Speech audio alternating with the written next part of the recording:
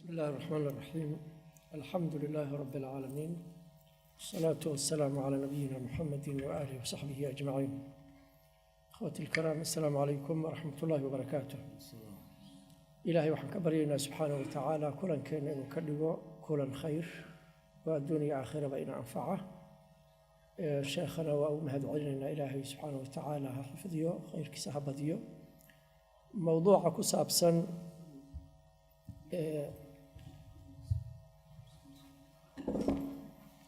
موضوع كسابسا walaalinta bulshada iyo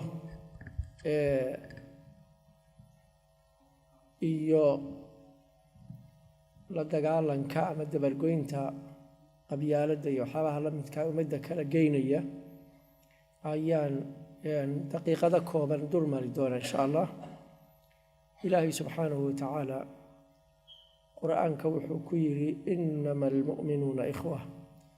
mu'miniintu wax kale isuma aha ee walaalo uunbay isu yihiin. xiriirka ka dhexeeya waa xiriir walaalnimo ee wax kale ma aha, mid cadaawadeed iyo mid dagaal iyo mid isnacayb midna ma aha, waa walaalnimo keliya. nabigeenna calayhi salaatu wassalaam wuxuu yidhi almuslimu akhulmuslim. isla macnahaasuu faa'iideynayaa muslimku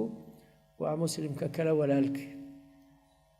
waxaa kaloo nabigeennu inoo sheegay calayhi salaatu wassalaam mu'miniintu marka laga eego sida ay isu jecel yihiin iyo sida isugu naxariisanayaan iyo caadifadda isu qabaan, waxay la mid yihiin sidii hal jir oo kale, hal qof jirkiis oo kale, oo haddii hal xubin oo jirkaa ka mid ihi ay xanuunsato, jirka intiisa kale uu la xanuunsanayo oo uu la wadaagayo soo jeedka iyo xumadda iyo waxyaabaha haya oo dhibta ah, oo sidaa aanu u jirin qof xubin ka xanuunsan oo jirka intiisa kale iska raaxaysanayso ayay ummadduna la mid tahay, oo qof ka mid ah ama qayb ka mida waxa soo gaara iyagoo dhan way wada saamaynayaan sama iyo xumaba. xadiiskaas riwaayad ka mida oo uu leeyahay imaam muslim waxaa ku jiray inuu yidhi muslimiintu waxay la mid yihiin sidii hal nin oo kale weeyaan, oo haddii isha laga qabto ay uu ka xanuunsado isagoo dhan uu isla xanuunsanayo, haddii madaxa laga qabto uu ka xanuunsadana isagoo dhan uu la xanuunsanayo. aayadaha qur'aanka waxayna tusayaan inay isku hal naf oo kale yihiin. rabbigeen wuxuu yidhi subxaanahu watacaala walaa taqtuluu anfusakum, wuxuu leeyahay walaa talmizuu anfusakum, naftiinna ha ceebaynina oo waxa ka sheeginina nafihiinna, oo looga jeedo walaalaha waxa ka sheegin qofka walaalkiis wax ka sheegay, caayay, xumeeyey, wuxuu la mid yahay mid isagu iscaayay oo kale. marka aayadaha iyo axaadiistaasi waxay ina tusayaan dadkani waa walaalo marba hadday mu'miniin yihiin ee wax kale isuma aha, waa isku hal jir oo kale, waa isku hal naf oo kale. waxaa la doonayaa in habkaas loola macaamilo. markii qisadii ifkiga qur'aanka ilaahay kaga warramay oo caaisha binti abi bakr radi allahu tacala canha umulmu'miniin iyo safwaan ibnu mucadal radi allahu canhuma beenta ay munaafiqiintu ka sheegeen, qur'aankii ku soo degay waxaa ka mid ahaa walowlaa id samictumuuhu danna almu'minuuna waalmu'minaatu bianfusihim khayra. mu'miniinta raggaa iyo kuwa dumarka ahi markay waxaa xun maqleen maxay naftooda khayr ugu malayn waayeen? marka labadaa qof baa wax laga sheegay oo mu'miniinta ah. marka sida adigu aadan naftaada waxa ugu quurin oo aadan wanaag ugu malaynaysid inay waxaa ka hufan yihiin, maad walaalahana u malaysid weeyaan, oo sidaa ka aamintid inay khayr u leeyihiin oo aanay xumahaasi ka suuroobin sida abu ayuub iyo xaaskiisa laga sheegay. marka waxaa laga dhigay naftoodii oo kale. arrintaa waxay ina tusaysaa dadkan xiriirka ka dhexeeya iyo nooca uu yahay, iyo inay isla xanuunsanayaan, inay isku naf yihiin, inay isku jir yihiin, inay walaalo dhaba yihiin oo xiriirkoodu aan wax kale ahayn. xiriirkaasi marka wuxuu cuskan yahay oo sabab u ah waa iimaanka. qur'aanka markii laga warramay jihaadka iyo gaalada in lala diriro oo meel walba loo galo ilaa aakhirih laga soo sheekeeyey, ayaa waxaa ilaahay ku yidhi fain taabuu وأقاموا الصلاة وآتوا الزكاة فخلوا سبيله فإن تابوا وأقاموا الصلاة وآتوا الزكاة فإخوانكم في الدين هذا قال لماذا كسر نقدان وأي مؤمنين نقدان صلاة دي زكدين لي مادان وولالهين ودين تأذين كوال الله ولا لماذا المركة وحي عسكنتها والسبب وإيمانك iyo rumaynta alle iyo rasuul iyo aakhire la rumeeyey calayhi salaatu wasalaam ayaa saldhig u ah xiriirkaas walaalnimo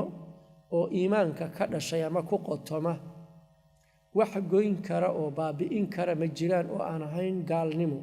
in labada qof labada qabiil labada kooxood mid ka midihii uu diinta ka baxo diintii lagu walaaloobay ama iimaankii lagu walaaloobay inuu midkood ka baxa mooy si kale uma go'i karo qur-aanku wuxuu ina tusayaa iyaga oo wax iska sheego isxantay oo la leeyahay waa walaalo walaa yaqtab bacdukum bacdaa ayuxibu axadukum an ya'kula laxma akhiihi maytan fakarihtumuuh qaarkiin yaanu qaarka kala xaman marka waxaa la yidhi ma jecel yahay midkiin inuu hilibka walaalkiis oo mayda cuno isagoo xantay baa la yidhi waa walaalkiis walaalnimadii way joogtaa isagoo xataa xantay qur-aanku wuxuu ka warramay iyagoo dagaalamay oo walaalnimadoodii la sugayo oo walaalnimadii ay joogto oo markuu ilaahay ka soo warramay markay laba kooxood oo mu'miniinihi dagaalamaan heshiisiiya hadday qolo ka mid yihi xadgudub samayso oo heshiiskaa ay diidana iyada isugu taga oo la dagaalama hadday lasoo khasbo oo ay soo hoggaansanto oo gar dhiibatana cadaalad ugu garsoora ilaahay kuwa cadaaladda wax ku xukuma buu jecel yahay markaasaa waxaa la yidhi inama almu'minuuna ikhwatun faaslixuu bayna akhawaykum mu'miniintu walaalo uunbay isu yihiina walaalihiin heshiisiiya dagaalkii ay dagaalameen walaalnimadoodii kuma burburin waayo wax adag baa isu haya oo iimaanka ah qur-aanku intaas wuxuu sii dheereeyey iyagoo isdilay oo kow isaga siiyey labadooda kii wax dilay iyo kii la dilay inayba walaalnimadii joogto xataa iyagoo isdilay cid xalaalaysatay oo diintii dee ka baxday ka hadli mayno laakiin waa qof ku xadgudbay walaalkiis oo dilay markii laga warramay axkaamtii qisaasta iyo cafiga haddii la isu cafiyo mag iyo wax lagu kala qaadanayo faman cufiya lahu min akhiihi shayun faatibaacun bilmacruufi wa adaaun ilayhi biixsaan qofka walaalkiis dhiiggiisa wax ka mida loo cafiyo marka walaalnimadii way joogtaa waxay ku tusaysaa adayga walaalnimadaas iyo heerka ay joogto ahmiyaddeeda waxaa ku tusaya iyo qiimaha ay leedahay waxaa diinta islaamku ina fartay oo la ina amray inaynu samayno wax walba oo walaalnimadaa xoojinaya oo adkaynaya waa la ina amray amarkaasi waajibnimaha keeno ama sunnanimaha keene waa la ina faray si loo xoojiyo walaalnimadaas oo dhidibada loogu aaso waxaa ka mid a salaanta assalaamu calaykum in la is yidhaahdo waxaa ka mid a musaafaxada la isgacan qaado waxaa ka mid a weji furfuran in la isku qaabilo waxaa ka mid a in markii la iska soo horbaxa la isu muusoodo ama la isu dhoola caddeeyo waxaa ka mid a in wax la isu hadiyeeyo waxaa ka mid a ka xanuunsan in la booqdo ka dhintay janaasadiisa in la raaco ka indhiso alxamdulilah yidhaahdo in yarxamuka allahu lagu yidhahdo laga farxiyo waxaa ka mid a kii kuu yeerta munaasabad iyo farxaddiisa inaad kala qayb geshid waxaa ka mid a ka la qafaashay in la soo daayo ka la dulmiyey in loo hiiliyo ka baahan in wax la siiyo wax walba oo dadka isu soo dhoweynayo o isjeclaysiinaya waa lagu amray qofkanna iskaa waxu qabsan maahay ajar buu ku helayaa waxaa la faray oo ajar weyn baa la geliyey dhinaca kale waxaa la mamnuucay wax kasta oo walaalnimada waxu dhimaya oo dhaawacaya waa la isu diiday xanta aan sheegaynay baa ka mida isku dirkaa ka mida in la xaqiraa ka mida in lagu jeesjeesaa ka mida waxaa ka mida in la dulmiyo waxaa ka mida in la khidlaaniyo ama la hoojiyo af soomaaliga waxaa looga jeedaa qofki isagoo hiilkaaga baahan inaad u hiilin weydid ayaa looga jeedaa wax walba oo walaalnimadaas wax u dhimaya ama dhaawac dhalasho in loogu faano ama isaga nasabkiisa la duro ayaa ka mid ah faanka guud ahaan baa iskiisi loo diiday in la isu faano waxaasoo dhani waxay keenayaan in qalbiga dadka wax kala garaan sida loo ilaalinayo dadka walaalnimadooda iyo isjacaylkooda iyo isku xirnaantooda iyo midnimadooda xataa waxaa la diiday oo nabigeenu nahiyay calayhi salaatu wasalaam 3 qof markaa tihiin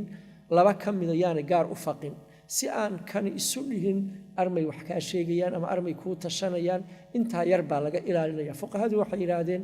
xataa mucaamalaadka maaliga ama wixii wax kala gadashay iyo mucaamalaadka ku saabsan waxaa la diiday haddii waxaas lagu macaamilaya aanay wax macruufa ahayn in la heshiiyo baa la faray lama ogola wax majhuula in lagu macaamilo sababta oo ah tagsiilaan raacay tagsigu cadaad hadduu leeyahay ahlan sahlan haddii meesha aan u raacayo qiimo go'an ay leedahay sida basaska oo kale dhib male laakiin haddaan iska fuulo oo uu niyeysto inaan 20 siin doono anna aan niyeysto inuu 10 iga qaadi doono labada iyadaba hadhow waxbaana gelaya intaa yar oo gelaysa xataa fuqahadu waxay dhaheen lama ogola waa in la heshiiyo haddaanay wuxuu markii hore macluum ahayn sida loo ilaalinayo dadka qalbigooda inay wax kala galaan wax yar oo qofka xumaana inaa ka tuuntid nabigeena calayhi salaatu wasalaam oo i'tikaaf ku jira baa xaasaskiisa mid ka mid ah Safiya bint Huyay baa soo booqatay radiyallahu ta'ala anha marka habeenimay noqotay habeenimay ahayd wuu dhaweeyay laba nin asxaabta ka mid ah soo maray xogaaba yara dheereeyeen markaas nabigu wuxuu ku yiri calayhi salaatu wasalaam war aayar iska socda Safiya weeyaan subhanallah ya rasuulallah yaani kuma aanan tuhmin bay leeyihiin markaas wuxuu ku yiri inna shaytaana yajri min ibni aadama majra dam shaytaanku meelaha dhiigu mara ayuu qofka ka mara oo sida dhiigu u dhaxmara buu shaytaankuna u dhaxmaraya waxaan ka baqay inuu qalbigiina wax ku tuuro wax inuu ku tuuro ama shar ku tuuro saa darteed baan idinku sheegay si aan tuhmaba shaytaanku waxuun idin dareensiin nabigu calayhi salaatu wasalaam intaasu kala diriraya waxa yar oo qalbigooda shaytaanku ku tuuri karo iyagoo aan nabiga tuhmayno calayhi salaatu wasalaam waxay ku tusaysaa walaalnimadaas ahmiyadda ay leedahay iyo sida loo adkeeyay waxaa ku tusaya ahmiyaddeena nabigeena calayhi salaatu wasalaam markii uu magaalada Madiina yimid shaqada u horeysay oo weyn oo uu qabtay waxay ahayd ismihii masjidkiisa calayhi salaatu wasalaam tilaabada labaadna waxay inuu mu'miniinta walaaleeyay heerka ay joogtay ku tusaysaa shaqada labaad baa laga dhigay walaalaynta mu'miniinta la walaaleeyay walaalnimadaasi waxay ahayd walaalnimo dhab ah oo aan dhayal iyo iska dhex ah midna ahayn waxay ahayd walaalnimo waxa ugu qiimo badan oo qofku uu heli karo la isu hurayo heerka ay joogto darteed waxa dhacday oo xadiista aad ku barateen in laba nin oo la walaalayo midkood uu ka kala ku yiri laba xaas baan leeyahay mid baan ku furaya xoolahana nin rag u xoolo badan baan ka mid ahay reer Madiine nus baan ku siinaya oo uu yiri reerkaaga iyo xoolahaaga Allah ku barakeeye bal suuqa itusin reer maka ahoo ganacsiga yaqaan buu ahaa waa Cabdiraxmaan ibn Awf iyo Sa'd ibn Rabiic labada nin waxa si dhaxmarayaan xaasaska aan ku fura mid xoolahana nus qaado walaalnimada dhalisay weey walaalnimada aan ka hadlayna oo nabigu calayhi salaatu wasalaam masjidka dhismihiisa oo xiriirkii Allah ahaa subhanahu wa ta'ala lagu adkeynayay xiriirka mu'miniinta ka dhaxeeya lagu xijiyay iyo walaaleyntooda walaalnimadaasi waxay keentay in fi sadri al-islam la yiraahdo waaba la isku dhaxlaya oo aqribadii ka sokow labadan la walaaleeyay ba isdhaxlaya ilaa xilli dambe oo muslimiinta ay bateen oo walaalnimadii dhidibada loo aaso raasikh ay noqotay la nasakhay oo la yiri marka qaraabanimada iyo xiriirka guurka waxa la isku dhaxlo heerkaas la gaarsiin in la isku dhaxlo walaalnimadaas si loo adkeeyo waxyaabaha ka dhashay walaalnimadaas waxa kamid ahaa qofku isaga oo baahan inuu huro waxa yar oo uu haysto aadka ugu baahan yahay waana tilmaantii ansaar ilaahay ku amaanay ويؤثرون على أنفسهم ولو كان بهم خصاصة نفتوضا waxa ay u baahnayd bay walaalahood u doorayaan iyagu aad u gaajaysan oo aad ugu baahan nabiga kaleey salaatu wasalaam baan martii uu yimi xaasaskii biir maxaa haysan guriyihii oo dhan waxa la yiri biyo waxaan ahayn lama hayo markaasuu wuxuu yiri yaa martigan caawa ii sooraya nin baa yiri aniga ninkii buu kaxeeyay markuu gurigii tagay buu xaaskii ku yiri maxaa haysan waxay ku tiri wax yar oo caruurta la siinay wax kale lama hayo wuxuu yiri nabiga martidiisii baan wadaaya calayhi salaatu wasalaam ilmaha inaga farsameeyo inaga seex sidii bay u farsameysay way seexisay wuxuu yiri wuxuu keeno hadhow marka faynuuska farafareeyo inaga dami waxay doonayaan waxa la cunayo oo yarka ah keligii inuu cuno waa isaga dhigaan inuu la cunayo sidii baa la yeelay ilmihiina waa la seexiyey xogaagiina waa la keenay fanuustii baa la damiyey keligiisaa cunay subaxdii markuu ninkii saxaabiga ahaa nabiga calayhi salaatu wasalaam is arkeen wuxuu yidhi ilaahay subxaanahu watacaala xalay sidii aad yeesheen wuu la cajabay miyaad mise wuu ku farxay rabbi subxaanahu watacaala wuu la cajabay yacni saad wax u farsamayseen waxay gaartay ilmihii oo baahan iyo iyagii oo baahan in si xeelad ah lagu cunsiiyo martigaa walaalkood ah oo nabiga calayhi salaatu wasalaam uu u soo dhiibay akthara min dalika waxaa la wariyey futuuxaadkii muslimiintu markii ay wadeen niman wada dhaawaca oo asxaabtii nabiga calayhi salaatu wasalaam oo marka qofku dhaawacma waxa u horreeya u baahda biyo weeye waa ogtihiin iyo ooman oo biyo yar midkood loo keenay inuu yidhi hebel sii oo hebelle uu yidhi hebel sii oo la yidhi midkoodna ma calfan taariikhda qaar 3 nin may sheegeen qaar 7 meelo qoraysana waan arkay oo kulli ka dhintay naftu ka dhacday iyagoo midkoodna biyihii cabin oo isagoo naftu biyo uga dhacaysa mid walba walaalkiis u doorayo waa walaalnimo heerkaa gaartay dhinac kale marka laga eego ahmiyadeeda waa wax janno lagu helo oo jacaylka ilaahay lagu helo subxaanahu watacaala oo ilaahay mar dadku wada qoraxaysan yahay sababteeda uu hoos kugu harinayo subxaanahu watacaala oo manaabir nuur ah ilaahay subxaanahu watacaala oo ilaahay agtiisa lagu fariisinayo qiimaha ay leedahay oo iimaanku uu kaamil ku noqonayo yacni marka axaadiista nabiga aad akhridid walaalnimada iyo jacaylka dar ilaahay qiimaha uu leeyahay iyo waxa lagu helayo wax la malayn kara ma aha marka walaalnimada aynu ka hadlayno dhab ahaan waa midda noocaas ah dhab ahaan waa midda noocaas dadka la walaaleeya wax walbaa dhici kara waa bani aadam khalal iyo khilaaf iyo wax way iman karaan masaasay ku dhammaanaysaa may xal baa loo sameeyey kullu bani aadama khataa wa khayru lkhataa'iina tawaabuun ilmo aadan oo dhan baa gef badan inta geftana waxaa ugu wanaagsan inta ka noqota gefka iyo khaladkaas oo ka toobad keenta marka khaladkii waa la saxaya waxaa lagu saxayaana waxaa weeye islaaxu daati ilbayn in la heshiisiyo dadkaas oo wixii dhex yaalay oo xumo aha meesha laga saaro oo wanaaggii iyo walaalnimadii heerkeedii lagu celiyo laba xaaladood ama laba amar baa ka soo baxay markii dadka muslimiinta ay isqabtaan ama ay wax dhex maraan mid dadka isqabtaan la farayo waxa waa inay heshiiyaan fattaquu llaha wa aslixuu daata baynikum ilaahay ka cabsada ilaahay ka baqa oo ka heshiiya waxaa idin dhex yaal oo ka walaalooba amar toosa iyaga lagu siiyey markaasaa weliba waxaa lagu daray wa atiicu llaha wa rasuulahu in kuntum mu'miniin alla iyo rasuul adeeca haddaa mu'miniintiin oo arrinta ka yeela heshiiskaa uu idin faray haddaad mar mu'miniin tihiin alla iyo rasuul ka yeela oo heshiiye saasaa lagu amray marka laba qof laba qabiil laba kooxood laba dowladood marba oo ahlul iimaan yihiin hadday isqabtaan waxay ku amran yihiin inay heshiiyaan hadday mu'miniin yihiin oo ay alla iyo rasuul ku adeecaan talabaadina waxa weeye mu'miniinta kale oo walaalahooda baa waxaa lagu amray inay walaalahooda isqabtay heshiisiyaano waa ta aayaddii aynu ku bilownay uu alla yidhi inama almu'minuuna ikhwatun fa aslixuu bayna akhawaykum walaalihin heshiisiiye waxaa laga doonayaa dadka mu'miniinta ahi inaanay ku fiirsan dad mu'miniinoo ishaya labada isqaba oo iskhilaafay lama ogola in la fiirsado waa in la heshiisiyo laba derisa laba kale oo mu'miniin ah laba kooxood laba qabiil wuxuu raba ha ahaado marba mu'miniin iskhilaafay iyaguna waxay ku amran yihiin inay heshiiyaan mu'miniinta kalena waxay ku amran yihiin inay heshiisiiyaan ilaa la gaarsiiyey qolada diidda in xataa la isugu tago oo aayadihii aanu akhrina hadaayey وإن طائفتان من المؤمنين اقتتلوا إلهي كان ورمي سبحانه وتعالى هشيسين تاس قيمها أي لا ذهي إيا ولا لماذا أتكينتهد إيا إلالنتهد قيمها أي لا ذهي آودين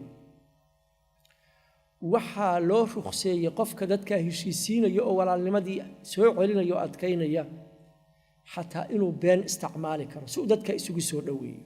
ليس الكذاب الذي يصلح بين الناس فينمي خيرا أو يقول خيرا أبو النبي عليه الصلاة والسلام بينالهم معها كان دادك هشيسين يا أو وح أكل قدبين يا خير أما خير أكل شيء ولا لها وكرهبان way ka xun yihiin wixii dhacay heshiis bay diyaar u yihiin hadalkaasoo aan run ahayn dadku waa kacsan yahay si ay u soo degaan inuu labadaba gaarsiiyo dhinacba markay miyirsadaanna uu wada hadal siiyo oo wixii uu sidaa ku xalliyo marka beentii kabaa'irta ka mid ahayd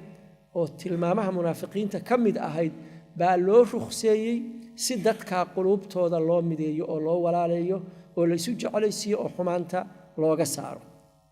dhinaca kalena waxa aynu ka arkaynaa cidda kala geysa oo isku dirta mu'miniinta jannaba ilsaari mayaan bi nabiga calayhi salaatu wasalaam laa yadkhulu ljannata nammaam laa yadkhulu ljannata qattaat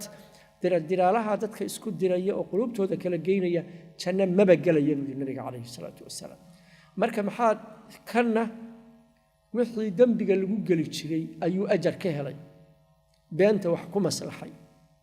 kanna xataa hadduu run sheego oo anaa maalan waxaan idhi dadkan qadar joogay jaaliyadda soomaaliyeed way khariban yihiin soo hadalkii inaa idhi waa run mid baa imaqlo wuu la orday wuu idiin soo sheegay run buu sheegay runtiibuu ku janno seegay kana beentiibuu ajar ku helay waxay ku tusaysaa ahmiyadda walaalnimadan ay leedahay iyo sida loo ilaalinayo la doonayo inaanay waxba soo gaarin arrintaas haddaynu ahmiyaddeeda sidaa u fahamnay waxaana saldhig u ahaa mowduucu shiikhu ka hadlayey oo ahaa sixatu tasawuraat in loo baahan yahay oo waa meesha inaynu ummaddeenna islaaxino ama aynu hagaajinno halka ay ka bilaabanayso macluumaadka iyo xogta aan ka ambaqaadayno oo waxa islaaxeennu uu ku dhismayo waa middaa shiikhu ka warramayey waana muqadimada hadda aan sameeyey intaa kadib waxaan ku gabagabaynayaa inaan idinku iraahdo ummadda muslimiinta iyadoo guud ahaan burbursan oo kooxa iyo waddamo yaryara u kala googo'day iyo qowmiyado haddana bulshadii soomaaliyeed oo la yidhi markeedii horena waa la sii kala googooyey ayaa intii yarayd oo gumaysiga ka soo baxdayna sii kala googo'day oo sii kala kooxowday oo weliba ay cuqdad iyo isnac iyo isdilla marar badan ay u dheer yihiin inkastoo ay wax badan ka soo biskoodeen waxaasi wax ka qabadkeeda waxaa saldhig u ah arrintaa shiikhu ka hadlay gaar ahaan mowduucan hadda aynu ka warramaynay oo walaalnimada iyo isjacaylka iyo isku kalsoonida iyo isku duubnida waxaynu marka u baahannahay inaynu arrintaa ficil u beddello tasawuraadka fiican inaynu ficil u beddello oo dhaqan gelino waxaana sidoodaba mar haddii la fuliyey oo lagu guulaystay waa la soo celin karaa oo waa la hirgelin karaa oo caraboo isu nicib dadka oo isu dil badan oo u qabyaalad badan oo weliba gaalo ah baa laga daweeyey oo saa nafta isugu horay dadkii nag iska dhigayo isboobayey baa dhaqan ahaan sidaa loo beddelay innaga qur-aankii iyo xadiiskii lagu beddela wuu inoo yaal inaynu innagu inteennan meesha fadhina iska bilowno bulshadeennan aynu arrintaa u gudbinno oo aynu ka shaqayno inaynu walaalayno oo isku duubno oo isjeclaysiino cuqdadda iyo isnacaybka ay isu qabaanna aynu meesha ka saarno arrintaa weeye arrinta aan doonayo inaan soo jeediyo baryahana culimmadu ay wadeen in wax laga qabto oo ficil loo beddelo oo guud ahaan soomaali guda iyo dibadba meeshii ay joogtaba wax laga qabto oo la isu kaashado jaaliyadda reer qadarna inay jaaliyadda koowaad oo hawshaas gacanta u taagta oo nala qabata oo iyagu iska bilaaba aad baan ugu faraxnay markii naloo riboorgareeyey sida jaaliyad ahaan isugu duuban tihiin aad u midaysan tihiin danihiinna aad ugu midaysan tihiin aad bay runtii noo farax gelisay jaaliyadaha kale oo dhanna tajrubadiinna in loo gudbiyo oo la gaarsiiyo baan rajaynaynaa weliba waa soo jeedinaa inaad wufuud dirtaan oo jaaliyadaha kale aad saa u soo abaabuli kartaan dalkii idinkoo wada socda oo soomaaliya ama soomaali weyn meel walba oo aad ka timaadeen wafdi isugu jira inaad deegaanada soomaalidoo dhan martaan oo dadka aad la hadashaan wax weyn bay u tari lahayd baan aaminsannahay barnaamijkaas waxaan doonaynaa si dhab ah oo kama dambays ah in looga howlgalo waayo waxaanu aragnay mushkiladda soomaali meelay joogtaba haysata cuqdadda iyo isnacaa iyo kala fogaanshahaas iyo qabyaaladda iyo gobolaysigaasi inay saldhig u yihiin aana isku dayna inaynu ka tirtirno waqti dheer haynagu qaadato hadba aynu qayb ka gudubno sharka sidiisaba diinta islaamka waxa weeye khayrka iyo danta iyo maslaxadda in la wada fuliyo haddaan la wada fulinna intii suuragala in la fuliyo marka mar walba inta suurtagalka inuu ah baan wadaynaa inaynu meesha u dambaysa aan gaarno oo aan soo saarno shacab Soomaaliyeed oo qabyaalad ka feeyow iyo gobolaysi iyo cuqdad oo isjecel oo walaalo ah oo isku duuban oo dantooda ka fakara waxaan ku gabagabeynayaa waxaan maqlay ninkan iminka Turkiga u ah ra'iisul wasaaraha oo Axmed Daawud Ogle la yiraahdo ayaa xisbiga dalka xukuma wuxuu u soo jeediyay fikrad la yiraahdo sifir mashaakil wax kasta oo mashaakila oo ina haysta waa inaan siiro garayno oo aynu ka takhalusno oo aynu u soo jeensano danteena iyo saan wax u qabsan lahayn cid kasta oo dawladaha ama dariska ama kale oo loolan iyo wax ka dhaxeeyeen bay la heshiiyeen qadiyadii Armanka tii Qobrus iyo Greega iyo waxa la isku hayay Suuriya oo ay isku hayeen Liwa Iskandaroon maxaan ilaahdaa Ruushka laftiisa dawlado badan iyo dad badan bay la heshiiyeen daakhilka Kurdidii iyo arintoodii bay iska xaliyeen ilaa xad iyagoo marka miyir qabay waxay u soo jeesteen inay dantooda qabsadaan oo horumar sameeyaan waxaana la ku yiri markii xisbigaasi talada qabsaday dhaqaalaha adduunka dawladda 111aad bay ahaayeen isku xiga yaani 110 dawladood baa ka horeeyay siyaasaddaas markii ay ku guuleysteen oo mashaakil oo dhan iska xaliyeen awoodoodii iyo maskaxdoodii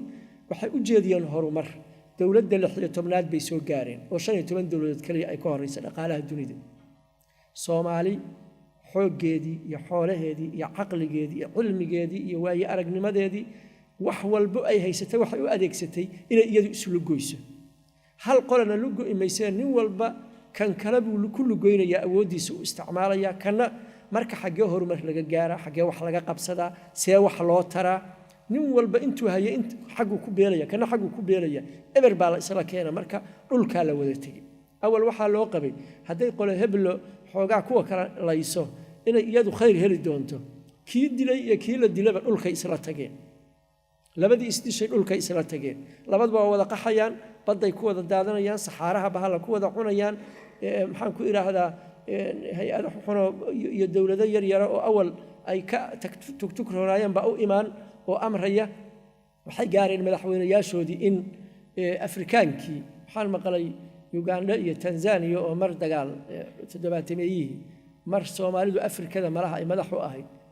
ciidamo miyay geeyeen ma garanayo intay dirireen bay dhaheen waa tilaaba in ka qaadayna iyaga awood ku kala cushay haddana madaxweynihii Soomaalida Uganda waardiyeynaysa waxa keenay awoodii baa waxa loo isticmaalay si daakhilka in la isugu burburiyo marka arintaasina halkaasaan ku soo gabagabeynaya waxaan rajaynaynaa inaad hormuudkii hawsha u dhaqaaqi laha ugu horeeyay noqon doontaan aad baan u mahadsantiin jazaakumullahu khayran xagga warka ama sheekhan ku celinaya ama sheekh Abu Xasaan ha loo dhiiba iyaga iga badiyo assalamu alaykum wa rahmatullahi